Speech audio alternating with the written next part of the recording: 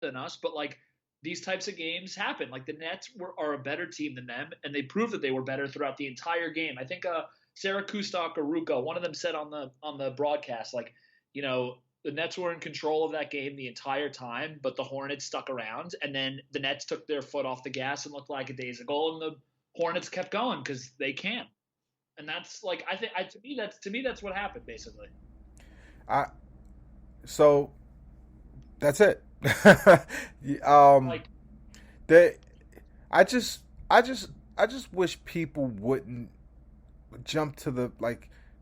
If your favorite person on this team, or the guy that you like, or the guy that you're rooting for on this team, if I have a heavy critique for them, it's not coming from a place where just dislike that particular guy. I just think the Nets continue to have this similar problems, and it continues to, haunt them, that they're not willing to see these things as an issue. One, I think I think the most pivotal thing that has happened to the Nets outside of signing the superstars and outside of trading for James Harden is the decision to add Jarrett Allen to the trade. If Spencer Dinwiddie was healthy, like history would be so different. Because if we had Jarrett Allen, and we've never had Spencer Dinwiddie for a long, long time, and we don't have him now. If we still had Jarrett Allen, we would be such a different team. And yep. and this team, I'm so disappointed. Like, I say all of that to say I'm so disappointed in Nick Claxton. They're giving him the run. There's people who are saying that they're giving him the run to try to up his trade value. Well, that's not helping. He looks terrible. I mean, you see flashes of the kid that you love, of the player that you just, were kind of imagining him to be, but he has had a horrible summer. Like, am I over exaggerating about Nick? No, I mean they're not that. I mean they start off every game looking like shit in part because of him. Like I just think there's no two ways about it. Like I don't really get. I'm at the point where I just don't really get what he adds besides being at times a really really elite on ball on the perimeter defender. Because beyond that, like Jared Allen, and you said this on the podcast a lot when he was a member of the Nets. Like Jared Allen got better every single year. You saw it. Like you saw like footwork. You saw with his hands. You saw where to Yep. move how to move his body, how he Yep. attacked the rim, how His body composition. body right. I was about to say he got stronger himself. Like which led to even more blocks at the rim because he could actually like get up there with like people like LeBron and stuff like that. And Right. with Claxton, like it's like, dude, like this is year 3, and I'm seeing regression, not progression. And like Right. I get that he hasn't gone the same run as Allen generally, but I mean, Claxton on offense to me is a negative. Like I think the team feels the need to try to spoon feed him lobs. Everyone sees it coming. It's telegraphed from a mile away. It's kind of like when Right. Dinwiddie fell in love with throwing lobs to DJ, and half the time it didn't work. Like Right. I don't really get the point of having him, and I think he's like, I mean, I wish he was playing better just solely from a I, trade standpoint. I get the point of having him. There's a good point of having him. The Nets need foot speed.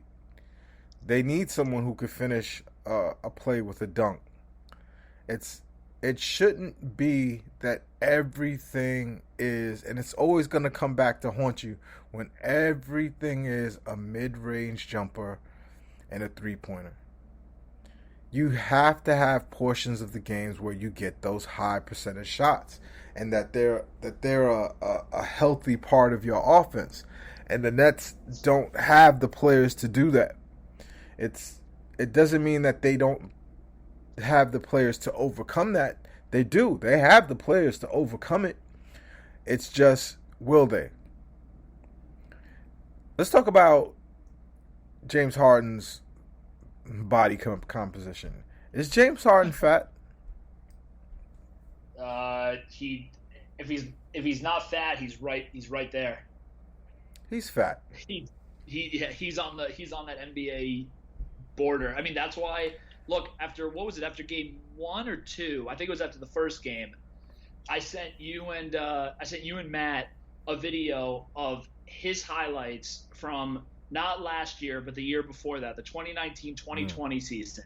Mm-hmm. And if you see the way Harden moves pre-bubble, because he clearly didn't want to go to the bubble. He had COVID. He was in horrendous shape, and I don't blame him. But right. If you see him pre-bubble, which is really not that long ago, we're talking like 18, 20 months ago, like mm-hmm. That dude is a completely different athlete the way he looks. Like the separation, the fluidity, the pace, the speed, the effort that he's putting in for a longer period of time when he's asked to do even more than he's asked to do now, and he still doesn't seem as tired. Like, it's just like people say that I'm like a hater on Harden. It's just like I'm watching with my own eyes. Like, you watch enough basketball, and if you've played, and even if you watch at a high school or college or pro level, whatever it is, like, you can tell when like people are laboring and when they're not getting the same separation that they used to. Kobe at the end of his career was not getting the same separation he got when he was 27. Like, you can see it.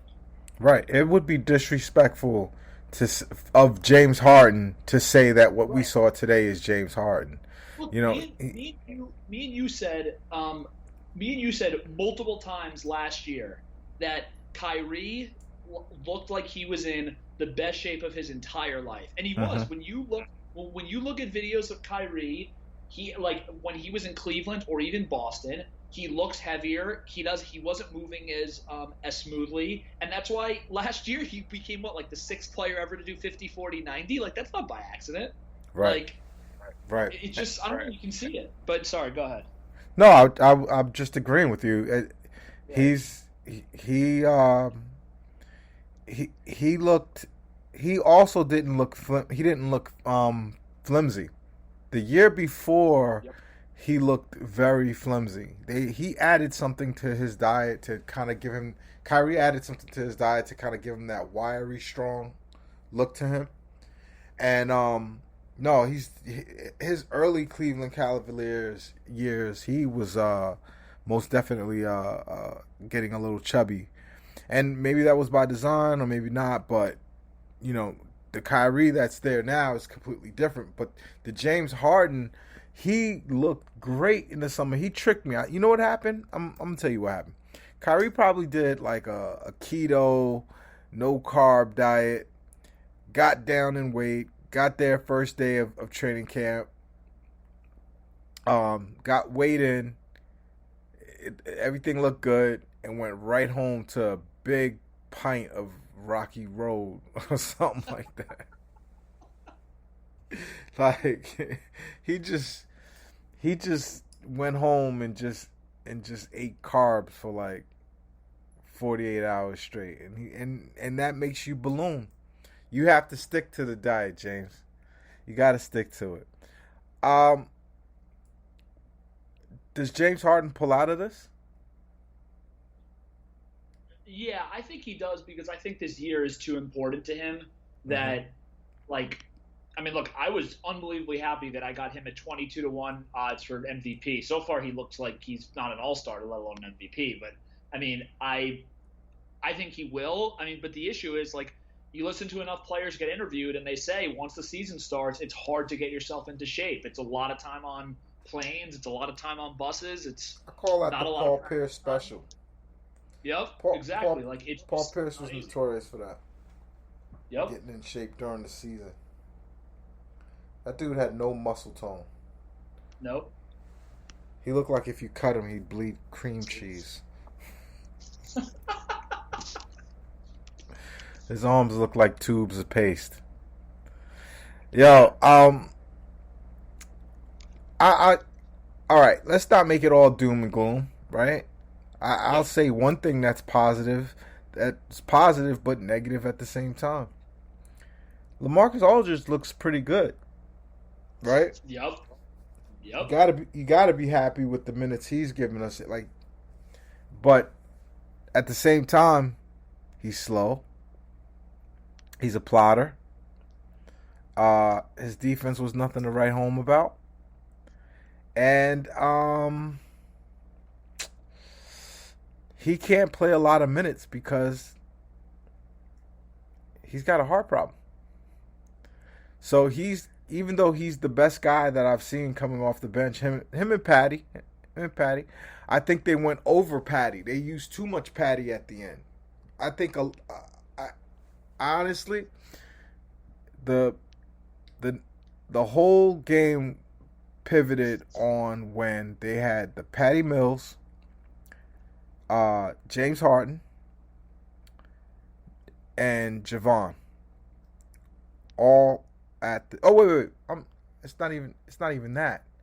There was a long run in the beginning of the fourth quarter where they had Bruce Brown, Javon Carter, and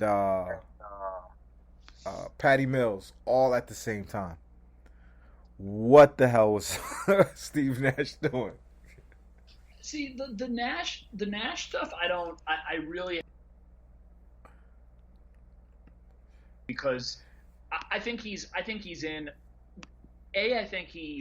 I think basically everyone has, or a lot of people, specifically the Nets Twitter world, has like really forgotten that he thought he was having 38 minutes or 35 minutes every night of Kyrie, and that's why guys like Javon Carter and and Bruce Brown and why like all the minutes are just completely in flux because this is clearly not what he intended.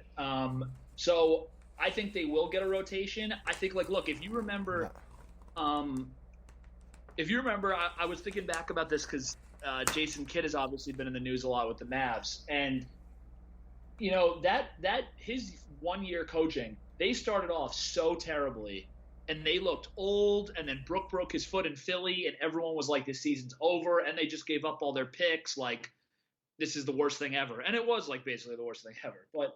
But Kidd did like make adjustments, and like so that's what I think Nash will do. I think by December and January, I think he'll know who his guys are against what type of teams. And no, I'm worried. I'm worried. I think there was some basketball cliche stuff that Javon Carter does. Like he looks like he's trying really hard, but he's not stopping anybody. I hate fake good guys. I hate guys that you think because they sound good, the reputation sounds good, and it's hard to quantify those guys who are just gritty and play hard on ball defense. It's hard to look back and know if that guy actually did his job because you're not expecting them to have points and assists or even to shoot very well. So he doesn't have any of those things. He doesn't shoot very well. But we believe that he does this job, and he got 8 alive today. I hope Sean Marks and I hope Steve Nash's eyes were open today, but I don't think they were. I think all coaches fall victim of believing in things in a certain player that's not true. None of the things is true about Javon Carter. I don't believe any of it. I mean, here's the only thing. I mean, you're basically asking a guy who is like on a bad team. Javon Carter should really be like your third guard. On a really good team, he's basically like your fourth. And we're basically asking him to be what? Like the second, the third? Like we asked him to start today. Yeah, right. And so my point is, like, it's hard for me to look. His shot looked bad, and that was something that I was optimistic about coming into the year because he shot like I think in the high 30s last year with Phoenix. But it was also in a much more limited role. And right now he's being asked to be a starter, as you just said. And like I just don't think that's who he is, at all. And he's proven it. Look, like some guys. You give Mike James the ball in one way or another, like he's gonna produce something. He's gonna produce some counting stats. Like Carter isn't that guy. Right. So I don't know. I mean, look, like what's frustrating is like we want to talk basketball and stuff like that, but the elephant in the room about a lot of the stuff we're talking about is like Kyrie solves a lot of this stuff. Like he does. Well, like there's well let's talk about him in one group. let's just finish Yeah. about the game, and then